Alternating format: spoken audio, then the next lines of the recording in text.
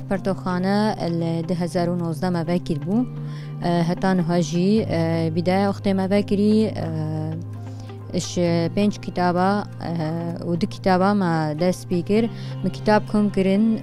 اش دف برتوخانة اش دف ابتك كتابات شتكن ومع عددك جي كره تام مكتبة كامل كر وهروسا إداري جي قاعة بالا بو قاعة داما سنتر داما ما مكتبة بشتي ما بكري خلقت هذا بدرت خوندي ما چما بكرش بر خلقي ما نكاري چزاخو اجبر زاخوی دوره و گله خلکی نازح نکاری کتابا بکره وقتی بچن بکرن کتابا بلکی 10,000 به 20 به 15 به بلکیش گله کان نه ایمان کتابا بکرن ما اف مکتبا بکرد طالب بین زیاره مکتبه بکن کتابا بخوندن بحث خود شه بکن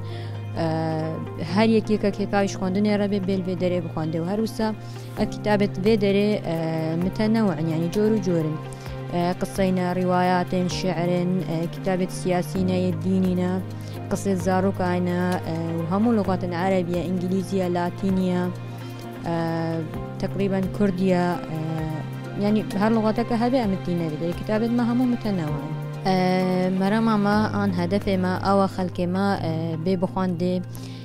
خلق ما بیشتر کتاب بخونده همون زن مجتمع که پیش دنا چه کتاب نخوندی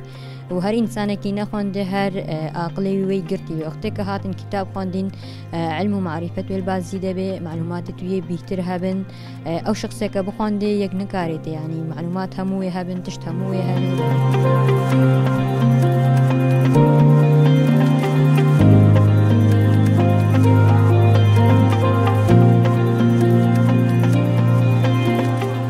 دعمه كيم بو وقت ما فاكري هتام كتاب كم كرن مقالك تعب ببديتو هتان هاجي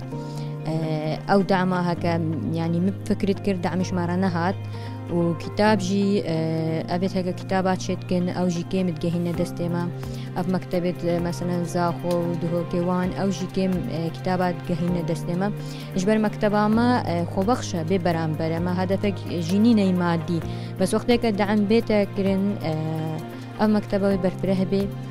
خلق استفاده که جید که داخوازه ما او هر یکی کاری به دعمه که بگهینه ما چه مادی به و چه کتاب بین شماره بینه و خاصتا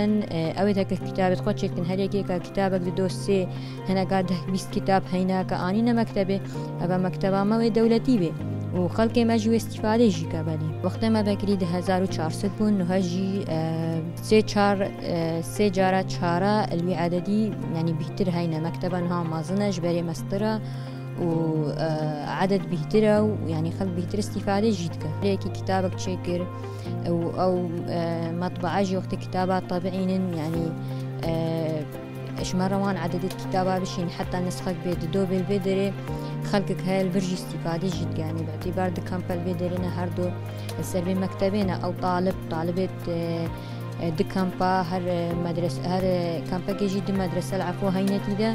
يعني أو طالب زاروك جي ومازن جي همو تينا بدري استفادة جد